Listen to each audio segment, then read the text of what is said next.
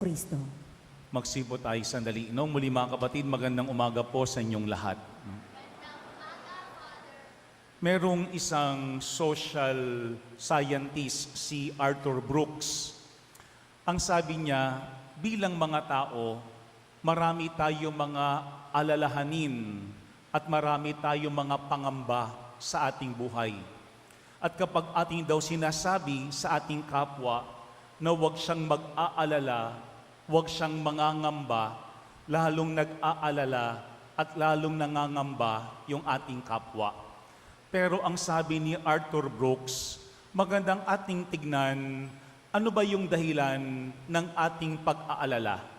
At sa isang banda, ano ba yung ginagawa sa atin ng ating mga pag-aalala sa ating buhay? Ano yung pinagmumulan ng ating mga alalahanin at ano yung ginagawa ng ating pag-aalala sa ating mismong pamumuhay. Alam po nyo, tingin ko bilang mga tao, tatlong bagay yung mahalaga sa atin. Ano yun? Gusto natin ng certainty, ng clarity, at ng security. Kapag hindi malinaw ang bagay, nag-aalala tayo. Kapag hindi sigurado ang isang bagay, nag-aalala tayo. Kapag para bagang walang patutunguhan ang isang bagay, tayo ay nangangamba at nag-aalala.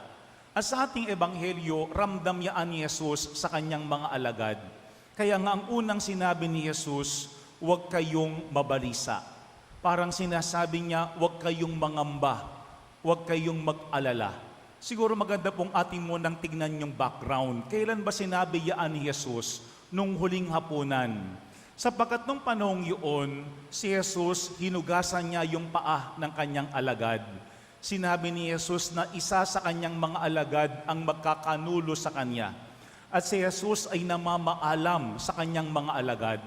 Kaya ating hindi masisisi bakit yung mga alagad ay para bagang nagbabarisa o nag-aalala.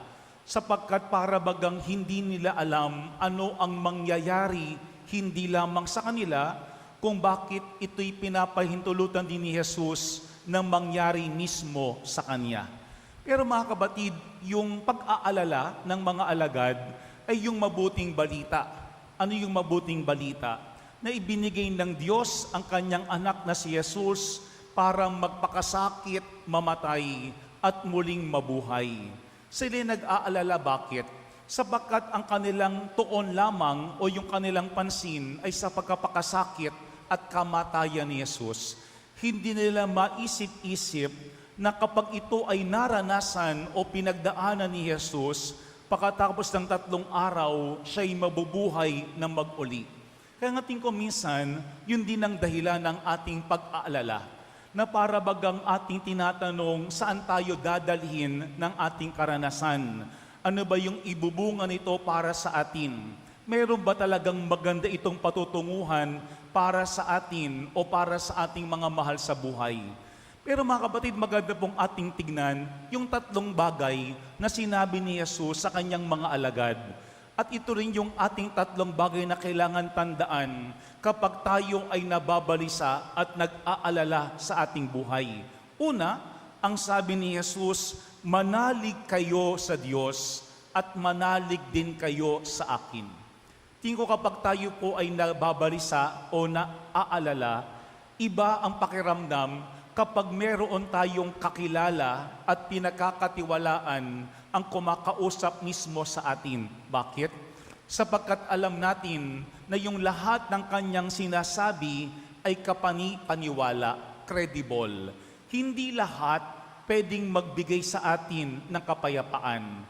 Kapag yung tao, hindi natin pinapaniwalaan, kahit maganda yung kanyang sinasabi, hindi nawawala sa atin yung pangamba o yung pagkabalisa. Pero ang sabi nila, para ang isang tao'y maging credible, kapani-paniwala, 2 bagay ang dapat nasa kanya. Ano yun? Competence, meron siyang kakayanan, at pangalawa, consistency, na palagi itong nakikita mismo sa kanya. Kasi kapag ang isang tao hindi competent, kahit maganda yung kanyang pinapangako, nag-aalala pa rin tayo. Bakit? Kasi alam natin na siya ay walang kakayanan, kahit maganda yung kanyang sinasabi sa atin. Pero pangalawa, yung consistency. Kapag yung tao paiba-iba ang kanyang kinikilos, ang kanyang sinasabi, at para bagang sinasabi nating mahirap siyang paniwalaan, para bagang hindi rin nawawala sa atin yung pangamba at pag-aalala. Kaya nga maintindihan po natin bakit nung isang linggo si Jesus bilang mabuting pastol, ang sabi niya, kilala ako ng aking kawan at kilala ko ang aking tupa sa kanilang pangalan. Yan po yung first C, credibility. Kasi baka may mga pakakataon nangangamba yung ating pamilya, yung ating kapwa, kasi tayo mismo hindi kapani-paniwala. Kaya nga maganda ding ating tignan, may mga pakakataon ba na ikaw ay pinagdudahan ng iyong asawa, na tayo ay pinagdudahan ng ating mga magulang, na ikaw ay pinagdudahan mismo ng iyong anak o ng iyong kaibigan. Bakit? Kasi baka wala sa atin yung competence at wala sa atin yung consistency, kaya wala sa atin yung credibility. Baka may mga pakakataon salita tayo ng salita, pero ating hindi kayang sabayan ng kilos o ng ating gawa. Yan ang unang sinabi ni Jesus sa kanyang mga alagad. Manalig kayo sa Diyos at manalig kayo sa akin. Kasi walang sinasabi si Jesus na hindi niya kayang gawin. Wala siyang binibitawang pangako na hindi niya kayang tuparin. Yan po yung unang C. Nababawasan yung ating pagkabalisa kapag yung ating kapwa ay credible, kapag siya ay kapani-paniwala. Pangalawa, ang sinabi diyan ni Jesus ay, sa bahay ng aking ama ay maraming silid. Alam po niyo, maganda yung simbolong kanyang ginamit. Bahay, maraming silid. Tingin ko minsan, tayo din ay nababalisa, tayo ay nababagabag. Bakit? Kapag pakiramdam natin na tayo ay hindi kasali, kapag tayo ay hindi kasama, kapag tayo ay nakakaligtaan, kapag tayo ay hindi napipili, kapag tayo ay hindi minamahal. Kaya nga merong isang author, si Henry Nouwen, sa kanyang isang librong sinulat dati, ang pamagat ay Life of the Beloved. Kanyang pinagnilayan yung Eucharist, yung Misa. Ang unang salitang kanyang ginamit ay yung salitang chosen, pinili. Ang sabi niya minsan kapag sinasabi nating pinili ka, ang iniisip natin merong iba na hindi pinili. Kapag sinabi nating you are loved, minamahal ka, iniisip natin merong iba na hindi minamahal. Kapag ating narinig yung salitang you are valued, mahalaga ka, ibig sabihin merong iba na hindi mahalaga. Pero ano ang sinasabi ni Henry Nouwen? Iba ang Panginoon. Kapag ang Panginoon ay namili, ito ay para sa lahat. Kapag ang Panginoon ay nagmahal, ito ay para sa lahat. Kapag ang Panginoon ang nagbigay ng halaga sa tao, ito ay para sa lahat. Kaya yan ang sinabi ni Jesus sa ating ebanghelyo, sa bahay ng aking ama ay maraming silid. Kasi nung panahon po ni Jesus, ang iniisip ng mga Hudyo, ang langit ay para lamang sa mga Hudyo. Hindi maliligtas yung mga hentil. Kaya walang silid sa langit ang mga hindi Hudyo. Pero yan po yung pangalawang pinakita ni Jesus, ano yun? Yung comforting love of God. Kasi yung pag-ibig ng Panginoon, binubukas, binibigay para sa lahat. Kaya nga minsan, diyan tayo nahihirapan. Bakit? Kasi iniisip natin, kailangan ating pangpatunayan na talagang tayo ay kamahal-mahal ng Diyos. Kinakailangan tayo ay piliin at kailangan ding merong ibang tao na hindi piliin o hindi mahalin. Pero yan po yung pangalawang punto ng ating ebanghelyo sa ngayon, yung comfort coming from Jesus. Na parang sinasabi ni Jesus, maluwag ang langit, maraming silid ang langit, para sa lahat ang langit. At yung pag-ibig ng Panginoon, ibinibigay din niya sa lahat. Pero yan po yung pangalawang ating tignan. Komportable ba tayo kapag sinasabi ng Panginoon na maraming silid sa langit? O baka may mga pakakataon gusto natin tayo lamang. Dapat hindi kasama ang iba. Dapat hindi pinipili ang iba. Dapat hindi pinapahalagahan ang iba. Alam po niyo, merong isang santo, si St. John Chrysostom. Ang sabi niya, ang pag-ibig ng Panginoon ay higit pa sa magulang, higit pa sa kaibigan, at higit pa sa pag-ibig natin mismo sa ating mga sarili. Ano yung kanyang punto? Ganoon katindi at kalalim ang pag-ibig ng Panginoon. Ito yung pangalawang paalaala po sa atin. Ayaw na ayaw natin, tayo ay makakaligtaan. Ayaw na ayaw natin, tayo ay maiiwan o kaya hindi mapipili o kaya malilimutan. Pero ano ang sinasabi diyan ni Jesus? Ang lahat ay kasali. Ang lahat ay merong puwang sa pag-ibig ng Panginoon sapagkat sa tahanan ng ating Ama ay maraming silid. Sana ganito rin tayong tumingin sa ating kapwa. Kasi kung ang Panginoon, yung kanyang pag-ibig ay inaalay para sa lahat, sana tayo din tanggap natin yung ating kapwa bilang ating mga kapatid. Pangalawang C, yung comfort. Kapag ramdam natin tayo ay iniisip, tayo ay minamahal, tayo ay pinipili ng Panginoon katulad ng ating kapwa, doon nababawasan yung ating pagkabalisa. Pero pangatlo po at panghuling sinabi diyan ni Jesus, kapag naroroon na ako at naipaghanda na kayo ng matitirhan, babalik ako at isasama kayo sa kinaroroonan ko.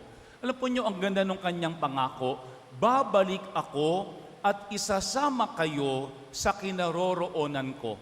Mga kapatid, hindi po lahat ng alagad maayos. Hindi lahat ng alagad ni Jesus tapat. Pero ano ang kanyang sinabi sa mga alagad? Babalik ako at isasama kayo sa kinaroroonan ko. Siguro sa ating buhay, may mga tao na tuwang-tuwa tayo na ating kasama.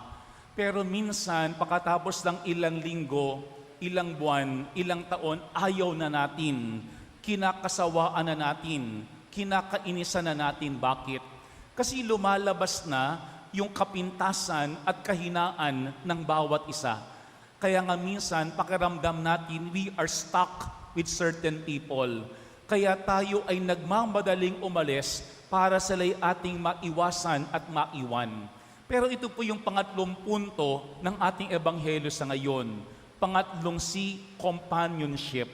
Sapagkat si Jesus ang kanyang kagalakan ay yung tayo ay kanyang makasama, hindi dahil tayo ay perpekto, hindi dahil wala tayong kapintasan o kaya kahinaan. Kasi ang laging pinapakita ng Panginoon sa atin, tayo ay ang kanyang kagalakan. Kaya si Jesus nagbibigay ng pangako na siya ay babalik, hindi para iwan tayo, kung hindi para isama tayo kung saan man siya nandoroon. Parang sinasabi ni Jesus, kulang ang langit kapag tayo ay wala doon, kapag tayo ay hindi niya kapiling. Siguro lahat po tayo kilala na sa Saint Teresa of the Child Jesus. No? Madalas ang ating pagkakilala sa Kanya ay yung little way. Nang iniisip natin, simpleng bagay, ginagawa ng may pag-ibig, little way. Pero ang talagang little way po ni Saint Teresa ay yung isipin daw natin na tayo ay mga bata lamang sa harapan ng Panginoon. At bilang mga bata, meron tayong limitasyon. Marami tayong mga hindi kayang gawin. Pero para kay Saint Teresa, kapag ating natanggap na marami tayong hindi kayang gawin, doon lang nating pwedeng pagkatiwalaan yung awa ng Panginoon. Kaya nga para kay Saint Teresa, yung God's mercy will transform our limitations into channels of grace. No? Yun daw awa ng Panginoon ang pwedeng magpabago sa ating mga pagkukulang para maging daan ng awa at habag ng Panginoon. Yan po yung pangatlong C, companionship. Baka kasi may mga tao sa ating buhay na ayaw na nating kasama. Bakit? kasi hindi maganda yung ugali. Kasi merong mga pangit na tayong nakita sa kanila. Pero yan po yung pangatlong paalaala ng ating ebanghelyo sa ngayon. Kahit tayo ay merong limitasyon, hindi tayo tinatakasan ng Diyos. Hindi tayo iniiwan ng Diyos. Kung hindi ang kanyang pangako, tayo ay kanyang gustong isama kung saan man siya nandoroon.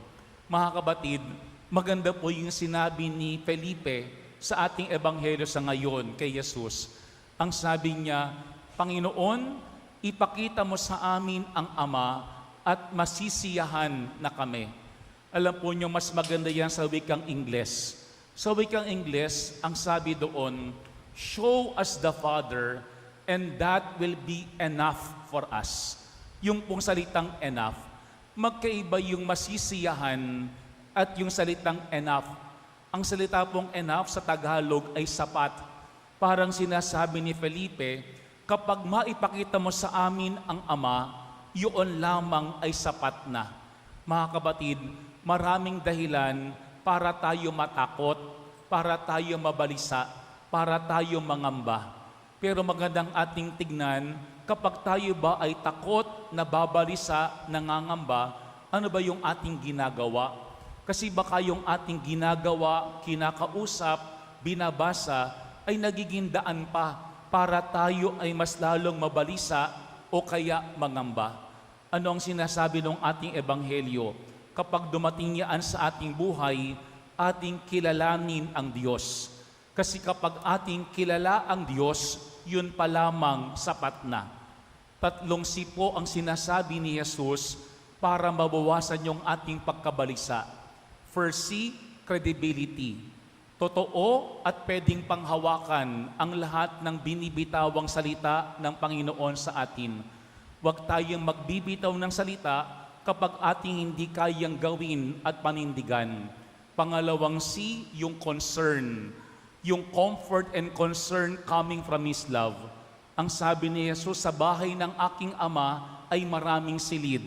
Sana mga kapatid, maramdaman natin na merong puwang ang langit para sa atin. At pangatlong C, companionship. Hindi tayo iniiwan ni Jesus kahit marami tayong kakulangan at kapintasan. Kasi yung kanyang awa at habag ang siyang nag-aakay sa atin para tayo ay kanyang makapiling. Amen.